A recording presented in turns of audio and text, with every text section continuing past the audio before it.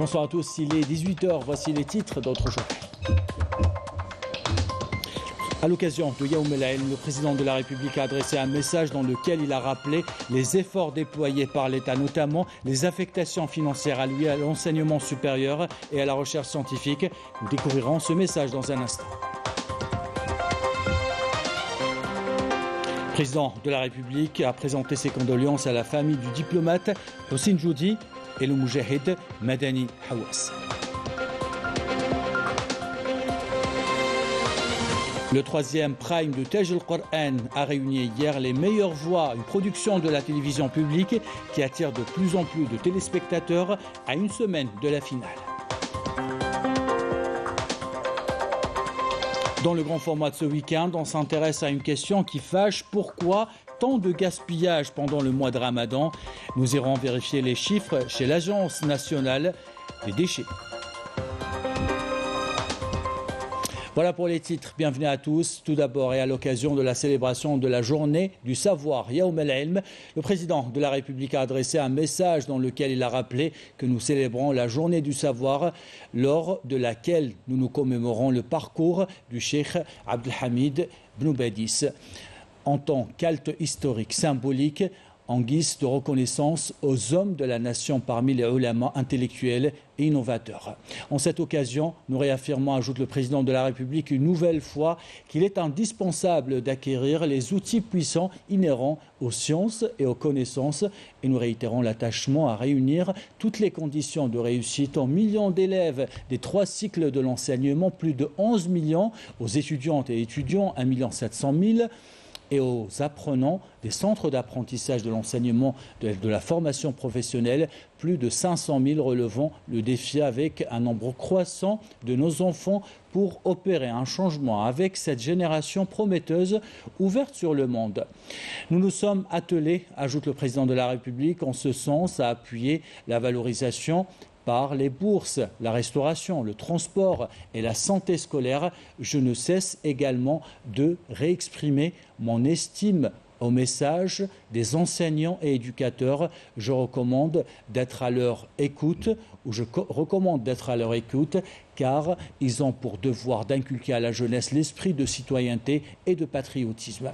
Nous avons également, ajoute le président de la République, augmenté les affectations financières allouées à l'enseignement supérieur et la recherche scientifique et insisté sur l'impératif d'élaborer un cadre législatif ambitieux et stimulant pour la recherche scientifique, innovation et création de start-up, outre la création d'universités, d'écoles supérieures et de pôles d'excellence des sciences exactes et des technologies. Cette journée m'offre à nouveau l'occasion de saluer les efforts des enseignants, des professeurs et des éducateurs.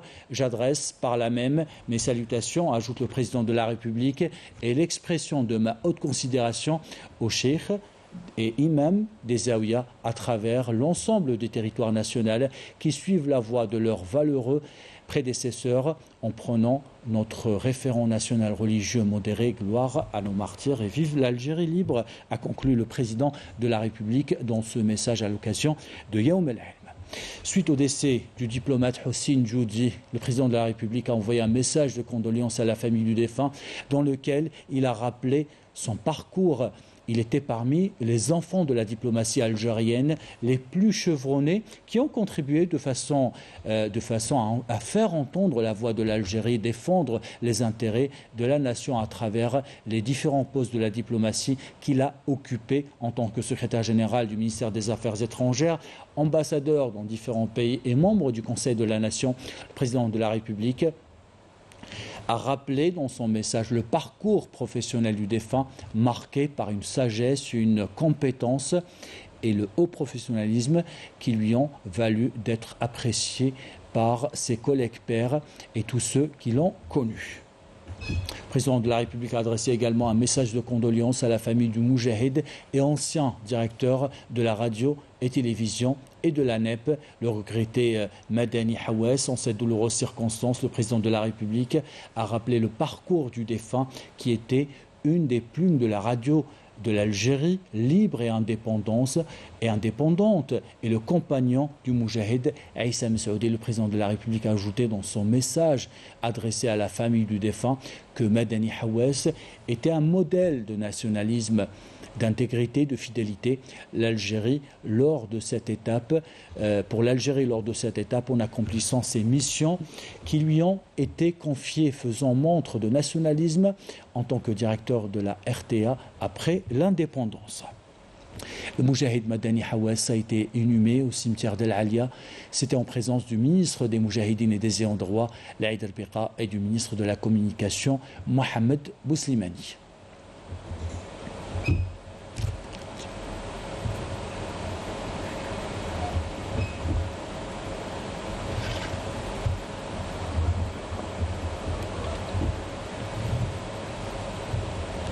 L'Algérie, en tant que pays président de la Ligue arabe, suit avec beaucoup d'inquiétude l'évolution de la situation dans la République du Soudan frère, et ce après les affrontements et confrontations en utilisant des armes lourdes dans la capitale Khartoum, une situation qui cause des dégâts humains et matériels. Rappelant les relations, partant des relations d'amitié historiques et de solidarité qui unissent l'Algérie au Soudan, l'Algérie appelle toutes les parties soudanaises à cesser les tueries et de privilégier le dialogue et surmonter les divergences, quel que soit leur degré, car le Soudan a plus que jamais besoin des efforts de tous ses enfants pour construire un État fort et démocratique. Le ministre syrien des Affaires étrangères, Faisal Al-Mordad, effectue une visite en Algérie en tant qu'envoyé spécial du président syrien Bachar el-Assad. À son arrivée, le ministre syrien a été reçu à l'aéroport international Houri Boumediene par le ministre des Affaires étrangères et de la communauté nationale à l'étranger, Ahmed Atta. Je vous propose d'écouter cette déclaration. أتيت هنا لكي أعبر عن المشاعر الصادقة من قبل قيادة الجمهورية العربية السورية وعلى رأسها. Je suis ici pour exprimer les sentiments sincères des hautes autorités syriennes et à leur tête le président Bachar el-Assad envers les hautes autorités algériennes et exprimer également la reconnaissance de la Syrie au soutien permanent de l'Algérie. L'Algérie a été le premier pays à avoir dépêché une équipe pluridisciplinaire pour faire face aux conséquences désastreuses du séisme. Les concertations se poursuivent avec nos frères algériens sur le développement des différentes questions dans la région et dans le monde. Nous avons besoin de renforcer ces relations dans les différents domaines et traduire ainsi la vision sincère de nos deux peuples et des hautes autorités des deux pays. Le rôle que joue l'Algérie est primordial à tous les niveaux.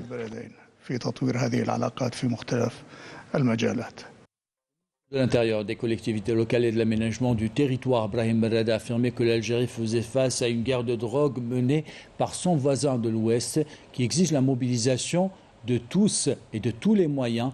Brahim Merad a salué à cette occasion les efforts colossaux de l'armée nationale populaire et des différents corps de sécurité dans la lutte contre ce phénomène. Je vous propose de l'écouter.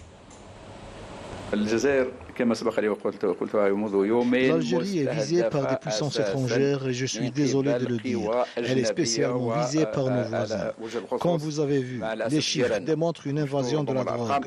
Ils ont pour but de conduire notre pays à la dérive, chose que nous n'acceptons jamais. Nous affrontons toutes ces tentatives à travers les mobilisations de l'armée nationale populaire et des différents corps de sécurité que nous remercions. Le citoyen et la société civile doivent contribuer à cette lutte. من قبل المصالح الأخرى للأمن من قبل الجيش الوطني الشعبي حنا نشكرهم كلهم المواطن لازم يساهم.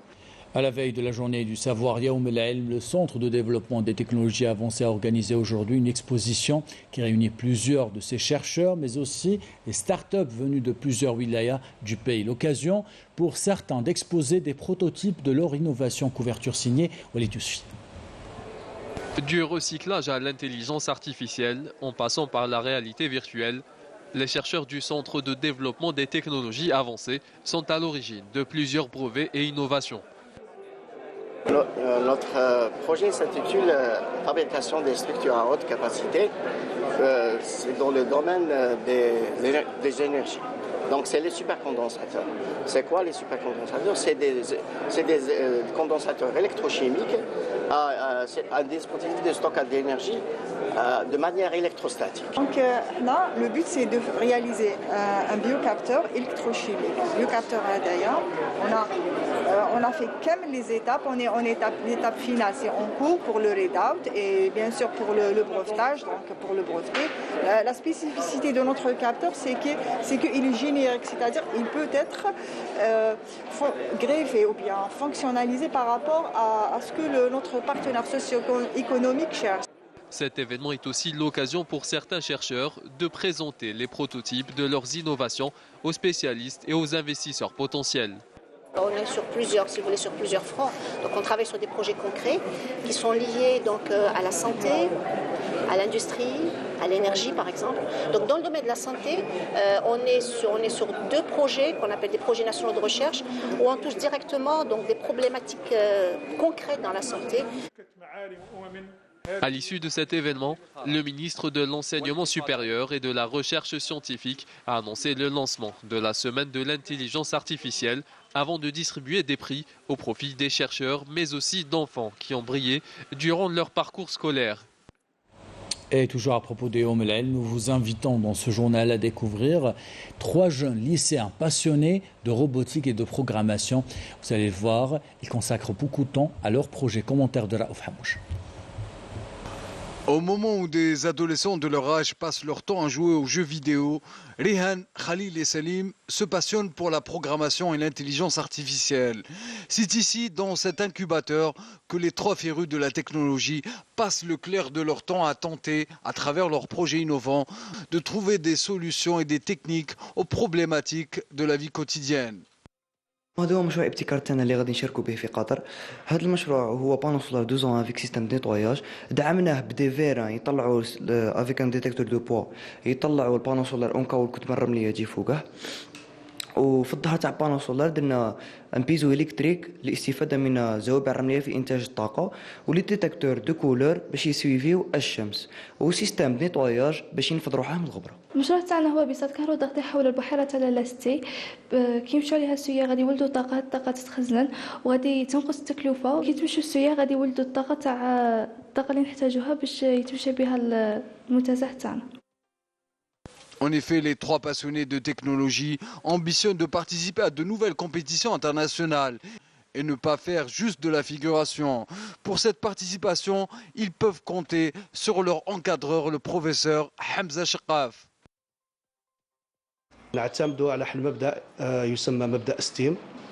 Notre formation se base sur la composante de STEAM, un acronyme anglais qui veut dire sciences, technologie, ingénierie, arts et mathématiques. C'est un apprentissage pratique et amusant destiné essentiellement aux jeunes pour leur inculquer et favoriser chez eux des compétences scientifiques et technologiques avancées. Ces ambitieux inventeurs espèrent développer leurs projets et réussir dans les prochains concours internationaux pour hisser plus haut le drapeau algérien. Le prochain rendez-vous est pris au Qatar. Et nous revenons dans ce journal sur le 3e prime de Taj al-Qur'an, production de la télévision publique qui a permis hier aux 10 derniers finalistes de démontrer leur talent. Des candidats qui travaillent dur pour la grande finale prévue mardi prochain. Couverture de Abdeslam Habbas, commentaire signé Amel Barkba.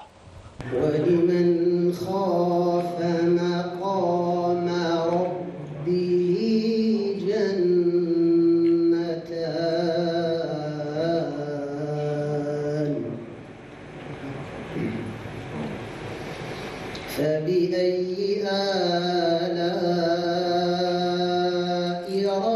ربكما تكذبان.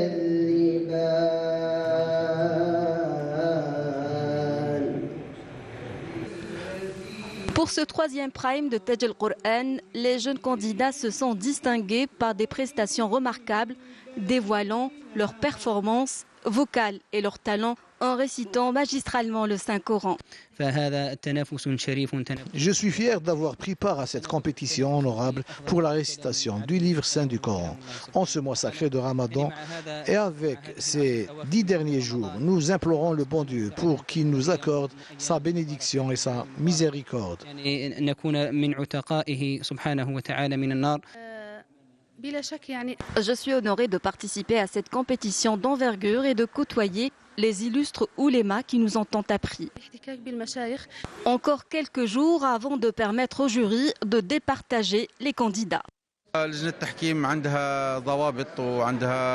Le jury a des critères de sélection, notamment pour la récitation et la psalmodie du Saint-Coran. Les candidats sont très talentueux et leur niveau se rapproche.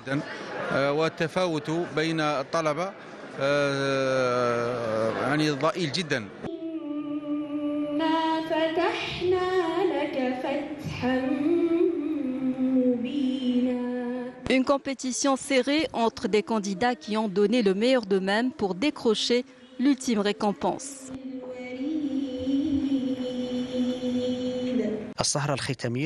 La soirée finale est prévue ce mardi, Inch'Allah. Elle sera cruciale car la compétition est très serrée entre les 5 participantes et les 5 participants. Le jury va sélectionner les 3 premiers de chaque catégorie. La grande finale est donc attendue pour la soirée de ce mardi pour clôturer cette 12e édition de Taj al-Qur'an qui perpétue une noble tradition durant ce mois sacré. Alors à Paris maintenant, le groupe Algérie 21 a organisé au niveau de la Grande Mosquée de Paris un iftar thématique. L'iftar a été l'occasion de réunir et de rapprocher les cadres innovants dans plusieurs domaines, les rapprocher du marché algérien, des participants qui ambitionnent de participer à construire cette nouvelle Algérie. Correspondant signé à Feblouchette. Autour d'un iftar thématique à la Grande Mosquée de Paris, que les membres et invités du club Algérie 21 se sont retrouvés. Une association qui regroupe des cadres et des entrepreneurs issus de la communauté algérienne en France, qui fête cette année ses 10 ans. On a constaté qu'il y a pas mal de cadres et entrepreneurs algériens ou d'origine algérienne ici en France. Mais le but, c'est de travailler ensemble, c'est de le sensibiliser par rapport à l'Algérie, parce qu'il y a beaucoup d'entrepreneurs qui veulent travailler avec l'Algérie, créer des projets en Algérie, mais ils n'arrivent pas à trouver la bonne personne ou les bonnes institutions avec qui ils pourraient travailler. Le but, c'est de les accompagner, c'est de les sensibiliser, de les mobiliser, afin d'avoir cette passerelle-là entre l'Algérie et la France. Un réseau entre cadres d'une nouvelle génération de cette diaspora à la recherche de canaux d'introduction au marché algérien. Il y a beaucoup de choses à développer ensemble. Il y a des projets à mener en Algérie parce qu'on sait les réussir en France, mais malheureusement, on ne pense pas forcément à la passerelle Algérie qui est très intéressante. C'est un marché vierge. Des entrepreneurs de plus en plus jeunes et binationaux pour la plupart, aux idées innovantes et aux grandes ambitions comme Sofiane à la tête de Riwayat Travel. C'est la première plateforme éco-responsable, digitale et premium du tourisme en Algérie. Donc on promeut la destination Algérie à l'étranger à travers un marketing de qualité et on permet à des personnes du monde entier de visiter l'Algérie de manière premium et responsabilisée. Le réseau séduit également les étudiants nouveaux arrivants comme Hiba, arrivé en France il y a à peine 3 ans avec son diplôme de polytechnicienne en poche pour préparer un doctorat. Hiba est déjà à la tête de l'association des doctorants des arts et métiers en France et membre du comité scientifique du réseau des polytechniciens algériens dans le monde. Pour autant, elle n'a pas hésité à rejoindre le réseau.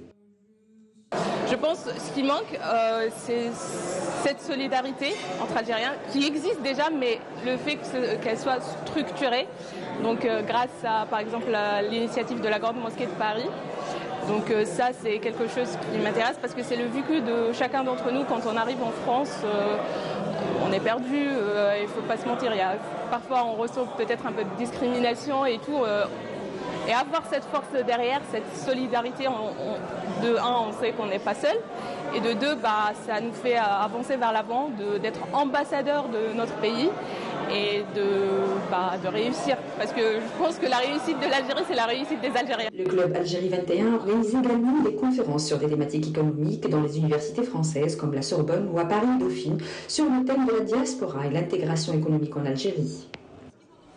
Dans le grand format de ce week-end, on s'intéresse au phénomène du gaspillage pendant ces derniers jours du mois de Ramadan.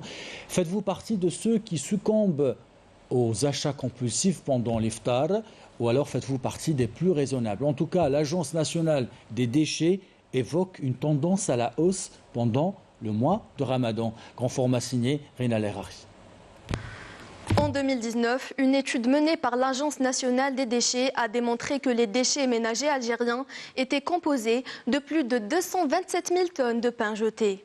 La même année, le taux de gaspillage alimentaire représentait plus de 19% des aliments destinés aux ménages algériens. Et pendant le mois de Ramadan, le taux des déchets est appelé à augmenter de 10% par rapport au reste de l'année, soit près de 13 millions de baguettes gaspillées. Les Algériens ont tendance à gaspiller la nourriture énormément. Et c'est bien dommage. Eux, ils achètent, mais des fois, ils le consomment et quand il y en a trop, ils le jettent. Et c'est pas bon, je suis contre. J'achète du jour en jour. Sinon, s'il y a en plus, on le met au congélo. C'est tout. On passe une période très, très agitée de ce moment du mois du Ramadan. Il y a trop de gaspillage. En Algérie, 13 millions de tonnes de déchets alimentaires sont collectés chaque année et 50 millions de baguettes de pain sont jetées. Certaines sans même avoir été consommées. Des chiffres effarants qui coûtent des sommes faramineuses au trésor public.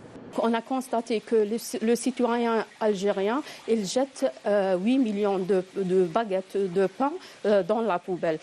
Si on considère que la baguette de pain coûte 10 dinars, donc c'est une perte économique de 80 millions de dinars. Pendant le mois de Ramadan, nombreux sont ceux qui font des achats compulsifs sans mesurer leur consommation réelle, en particulier en ce qui concerne le pain. En Algérie, nous avons toujours tendance à lier le gaspillage alimentaire avec le mois de Ramadan. Effectivement, il y a une augmentation des quantités de déchets, ce qui est visible dans nos rues, ce qui est dû à la frénésie d'achat, notamment les premiers jours du mois de Ramadan.